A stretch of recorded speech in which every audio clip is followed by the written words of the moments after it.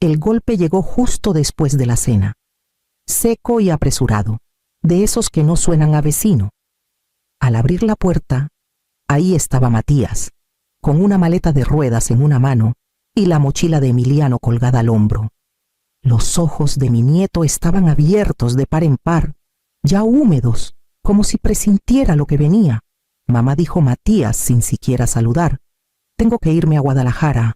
Reuniones, contactos, todo de última hora. Tú sabes cómo es. Entró sin esperar, dejando la maleta en el recibidor. El cierre estaba a punto de reventar, pero no se veían trajes. Entre la ropa asomaban unos shorts de playa, una camisa de lino y una botella de protector solar. Las reuniones de negocios rara vez necesitan bloqueador. Emiliano se aferró a la manga de su papá. ¿Voy contigo? Matías le revolvió el pelo, pero sin ganas. Esta vez no, pequeño. La abuela te va a cuidar, como siempre. Sus palabras cayeron más pesadas de lo que él imaginaba. Como siempre, como si fuera mi deber, no el suyo. Intenté calmar las cosas. ¿Cuánto tiempo? Matías, necesito organizarme con la escuela, la comida, todo. Una semana, tal vez menos.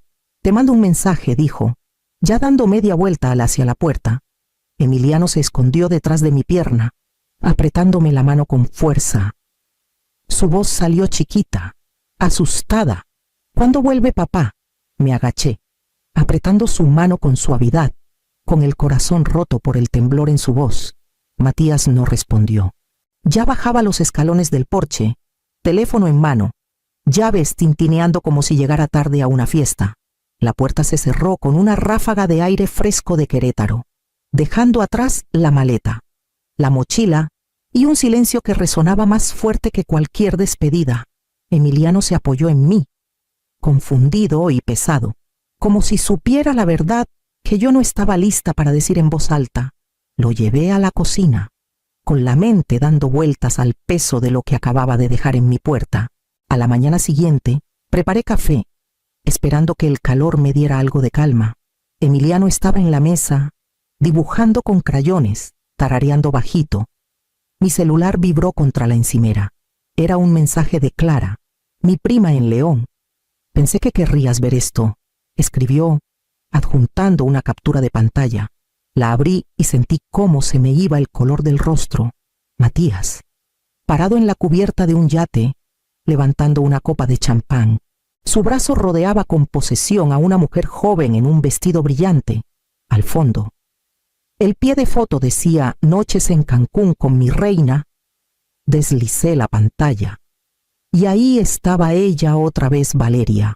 Recordé su nombre de un rumor susurrado la Navidad pasada. Descartado entonces como chisme, ahora me miraba en píxeles nítidos debajo de la foto. Hashtags: Libertad, Heart, Paraíso, Ira sin filtro. Los crayones de Emiliano rasgaban el papel. Abuela, ¿podemos ir al parque hoy? Tragué saliva. Claro, pequeño. Pero por dentro, el pecho me ardía. Matías no solo había mentido sobre Guadalajara, había paseado su mentira por internet mientras su hijo dormía bajo mi techo. Los recuerdos volvieron sin permiso los largos años después de que mi esposo murió. Cuando Matías apenas era un adolescente, trabajé noches en la oficina de una primaria, a veces limpiando salones para sacar un extra. Cada peso fue para que tuviera ropa, comida, estudios. Me salté vacaciones, abrigos nuevos, citas con el dentista, todo para que no sintiera el hueco de un padre ausente. Y ahora, con todo eso atrás, él gastaba en champán y hoteles mientras yo buscaba cupones para estirar mi pensión. La vergüenza dolía, pero la furia cortaba más hondo. Puse el celular boca abajo, forzando mis manos a no temblar mientras preparaba el almuerzo para Emiliano. Lo que Matías creía ocultar estaba a la vista, y ese peso se asentó en mis huesos mientras veía a mi nieto esperar junto a la puerta. Los días cayeron en una rutina agotadora pero extrañamente familiar. Despertaba a Emiliano a las 6:30. Lo convencía de levantarse con unos huevos revueltos y lo apuraba a ponerse la chamarra antes de que el camión escolar pasara rechinando por la calle. Cuando se iba, yo ya planeaba el resto del día: mercado, lavandería, cena, prácticas de fútbol. Matías no había mandado ni un peso, ni un mensaje ofreciendo ayuda, ni una llamada preguntando por su hijo. Pagué el comedor escolar con mi cheque de pensión, y cuando los tacos de Emiliano se rompieron, compré unos nuevos con mi tarjeta de crédito. Me dije que valía la pena al ver su carita iluminarse. Pero cada compra pesaba más. Cada noche llegaba la misma pregunta: abuela, ¿cuándo vuelve papá? Al principio su voz era esperanzada, pero cada día se volvía más débil, más incierta. Le apartaba el pelo y decía: pronto, pequeño, aunque la mentira sabía amarga. Por las noches, cuando la casa estaba en silencio, me sentaba en la cocina con las cuentas desplegadas como un plan de guerra. La pensión apenas alcanzaba para luz y comida. El saldo de la tarjeta crecía. Pensaba en Matías, brindando en Cancún, con el sol en la cara mientras yo juntaba monedas para gasolina. La humillación no estaba solo en los números. Estaba en cómo me movía preparando almuerzos, doblando uniformes, fregando platos, como si fuera la empleada de mi propia familia, una sirvienta, no una madre. Cada tarea me recordaba que estaba cubriendo al hombre que debería estar haciéndolo él mismo. Me desvelaba hasta después de medianoche, con el zumbido del refrigerador como única compañía. Mi pluma flotaba sobre la chequera, calculando qué podía aplazar y qué no. La verdad era clara: me estaba hundiendo. Y Matías sonreía para las cámaras en un yate. La mochila de Emiliano descansaba contra la silla frente a mí. La confianza de un niño en un lienzo gastado y cierres rotos. Apoyé la palma en la mesa, obligándome a seguir, pero bajo el silencio. El resentimiento empezaba a hervir, esperando el momento en que ya no podría ignorarlo. La risa de Emiliano llenaba la sala mientras alineaba sus carritos de juguete en la alfombra. Al verlo, no podía evitar ver a otro niño en su lugar. Matías, a la misma edad, con las mejillas rojas, el pelo revuelto, pidiéndome que lo viera correr sus carritos Matchbox por el piso de la cocina. En ese entonces, creía que el amor era cubrirlo cada vez que tropezaba. Los recuerdos venían en fragmentos afilados. Matías a los 17, llamándome después de medianoche porque había chocado contra un auto estacionado. Su voz temblaba mientras me suplicaba no contarle a nadie. Pagué la grúa, las reparaciones, hasta la multa, diciéndome que era solo un error.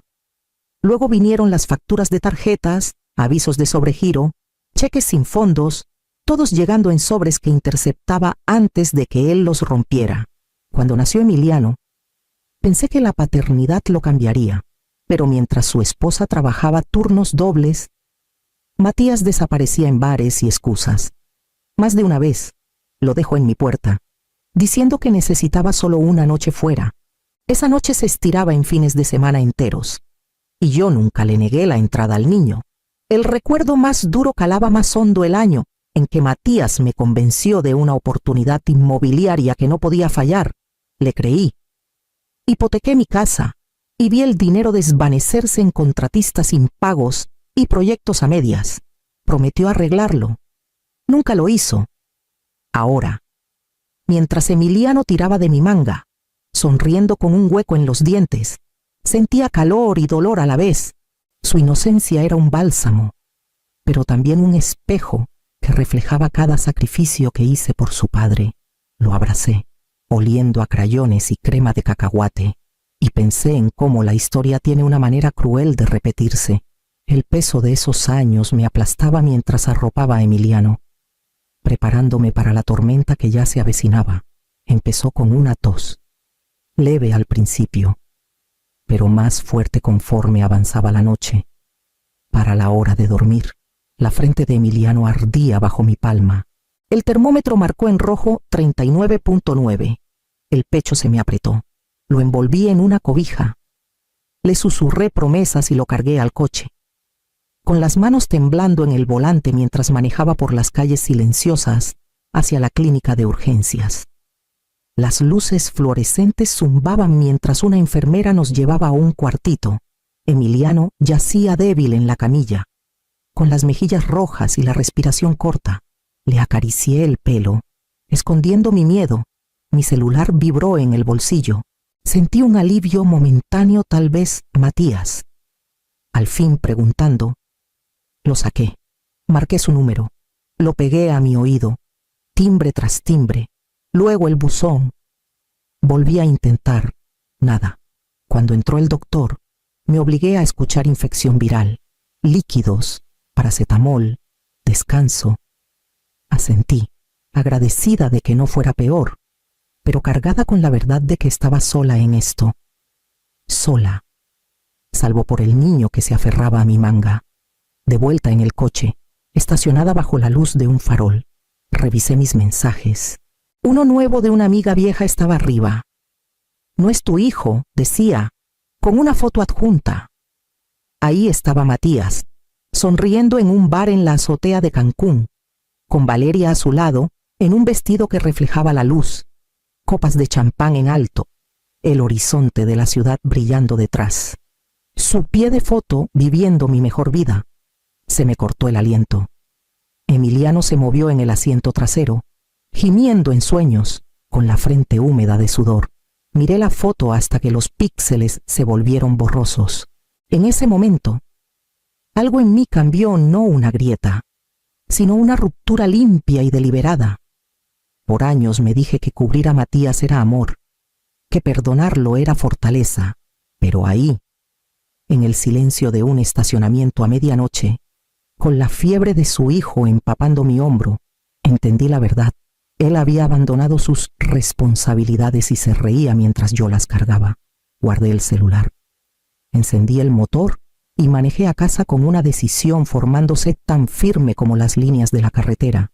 A la mañana siguiente, después de que la fiebre de Emiliano cedió, me senté en la cocina con una taza de café frío, mirando el celular. Mi dedo flotó sobre el número de Matías, pero lo dejé caer. Otra llamada sin respuesta no cambiaría nada. Lo que necesitaba no era otra pelea. Lo que necesitaba era protección para Emiliano y, si era honesta, para mí. Esa tarde llamé a un abogado local, cuyo nombre recordaba de un volante en la biblioteca. La oficina de la licenciada Torres olía ligeramente a tinta y limpiador de alfombras.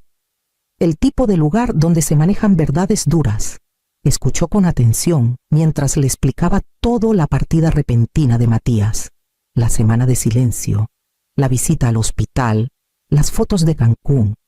Tiene fundamentos, dijo al fin, con tono firme pero tranquilo. Abandono, negligencia y con documentación médica de respaldo.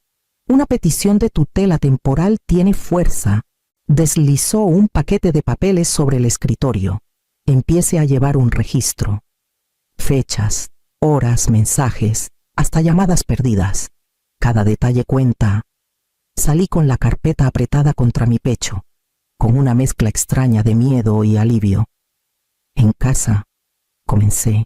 Un cuaderno de espiral se convirtió en mi bitácora. 12 de abril, fiebre. Visita a urgencias. 12 de abril, 10:43 p.m. Llamada a Matías. Sin respuesta. 12 de abril, 11:15 p.m. Segunda llamada. Buzón. Cada entrada me fortalecía.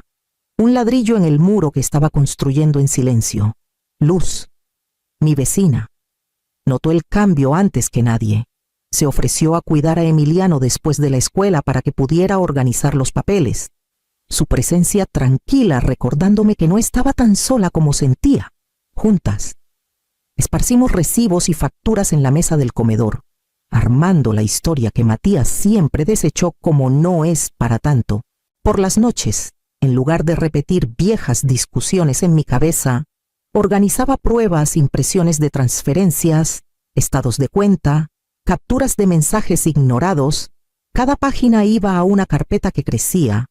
Mi silencio, antes señal de mi cansancio, se endureció en algo más afilado. Matías no había llamado. Ni una vez para preguntar por su hijo, ni una para ofrecer ayuda, y no lo perseguí. Dejé el celular donde estaba, sin respuesta. Las palabras nos habían fallado demasiadas veces. El papel, en cambio, no mentía. Para el fin de semana, La carpeta pesaba en mi encimera, llena e innegable, lista para la tormenta que se desataría cuando Matías regresara. Sabía el día que volvería. Las noticias corren rápido en un pueblo como San Miguel de Allende. Y una amiga lo vio en el aeropuerto, bronceado y riendo, con Valeria detrás cargando bolsas de compras. No esperé a que tocara. Emiliano y yo ya habíamos empacado días antes. Firmé el contrato de una casita de 2 recámaras cerca del lago. No lujosa, pero nuestra. Esa noche, mientras Emiliano coloreaba en la mesa de la cocina nueva, imaginé la escena al otro lado del pueblo. Matías subiría los escalones del porche, con los lentes de sol aún en la cabeza. Valeria taconeando detrás.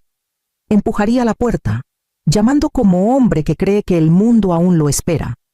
Pero no escucharía respuesta, ni el ruido de ollas en la cocina, ni un niño corriendo a saludarlo, ni una madre lista para llenar el vacío, solo silencio. En la encimera dejé un sobre con mi letra, adentro una copia de la petición de tutela temporal, sellada y presentada ante el juzgado municipal, registros del hospital, estados de cuenta, la bitácora de llamadas sin respuesta, pruebas apiladas tras un lenguaje legal. Imaginé a Matías sosteniéndolo, su sonrisa desvaneciéndose al caer en la realidad. Para él, la ausencia siempre fue un juego. Desaparecía, y yo limpiaba el desastre.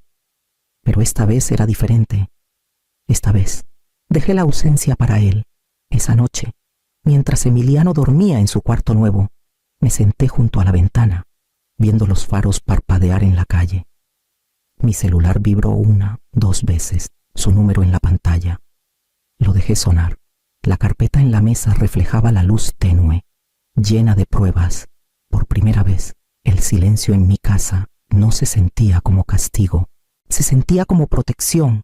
La tormenta venía, pero estaba lista para enfrentarla de frente. Llegó 3 días después, golpeando la puerta tan fuerte que los marcos temblaron. Emiliano estaba en casa de luz. Gracias a Dios, abrí despacio, enfrentando la mirada furiosa de Matías. Su bronceado ya se desvanecía en algo más áspero, un rubor de enojo en las mejillas. Entonces aquí te escondías, espetó, entrando a la sala sin esperar invitación. ¿Crees que puedes llevarte a mi hijo y ya estás loca? Mantuve la voz firme. No me escondí. Me mudé a un lugar que puedo pagar. Emiliano está seguro, cuidado y protegido. ¿Protegido? Su risa fue cortante, fea. Le has llenado la cabeza en mi contra, ¿verdad tú y tu papelito de mártir? No respondí con palabras. Crucé a la mesa y tomé la carpeta, una por una.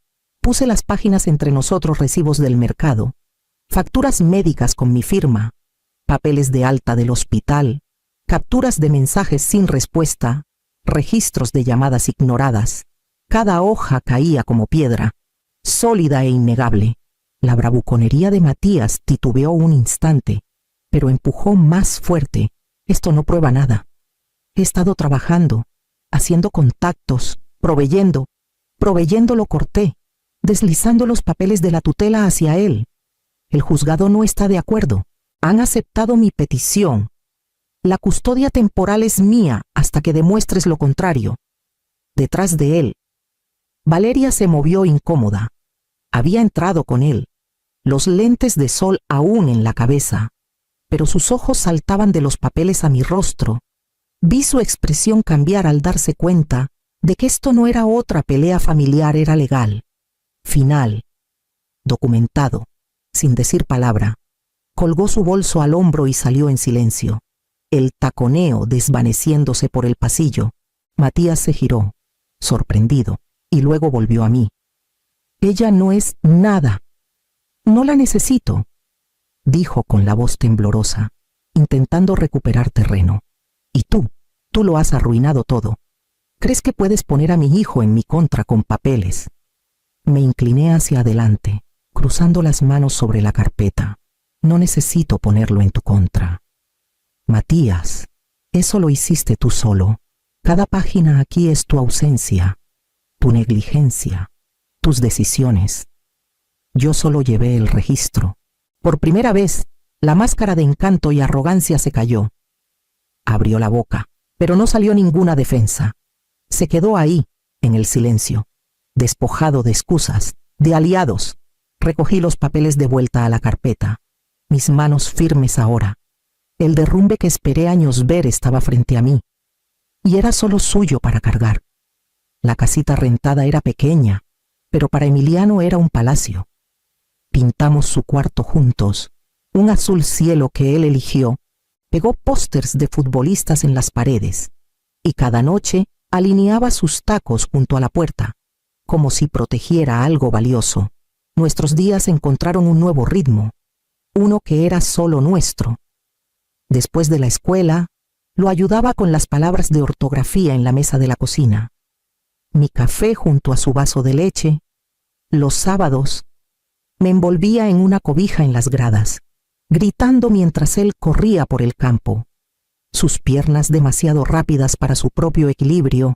Cuando me veía saludando, su sonrisa se ensanchaba, como si yo fuera la única persona en el mundo que importaba. Por las noches, lo arropaba con cuentos que alguna vez le conté a su padre, fábulas y anécdotas familiares, suavizadas para un niño que necesitaba consuelo más que fantasía. Una noche, mientras le acomodaba la cobija bajo la barbilla, Emiliano susurró a abuela: «Ahora esta es mi casa». Sus palabras cayeron suaves, pero con un peso que sentí en el pecho. Por primera vez en años, el silencio en la casa no estaba teñido de resentimiento. Era paz, simple y firme. Mi alegría no venía de ver a Matías tropezar, sino de ver a Emiliano florecer, a salvo del caos que su padre había tejido a nuestro alrededor. Una noche, me paré en la ventana, mirando la calle tranquila, el brillo del farol suave contra la lluvia ligera. La carpeta seguía en la encimera, llena de pruebas, pero ya no necesitaba tocarla. La protección, no el castigo, era lo que ahora me guiaba. Y aún así, sabía que el pasado tiene la costumbre de tocar a la puerta cuando menos lo esperas. Era casi el atardecer cuando llegó el golpe. Lento, irregular. Nada como los golpes furiosos que recordaba. Al abrir la puerta, Matías estaba ahí, solo. Su bronceado se había ido, reemplazado por una piel pálida y barba descuidada. Los trajes elegantes dieron paso a una sudadera arrugada, y detrás de sus ojos había una desesperación que no había visto antes.